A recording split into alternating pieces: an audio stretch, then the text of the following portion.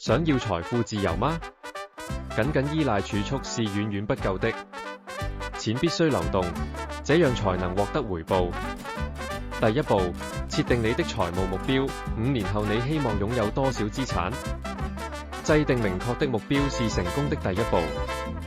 第二步，合理分配你的資金，將60%的資金投入穩定的投資，30%用於增值型投資，1%則用於高風險的項目。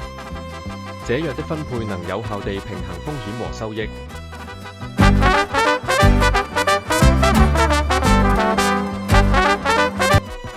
記住，錢不是用來放在銀行裏的，而是要用來賺取更多的錢。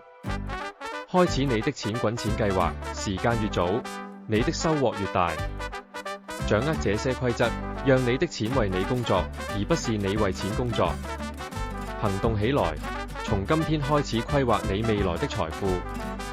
未來掌握在你自己的手中，勇敢追求吧！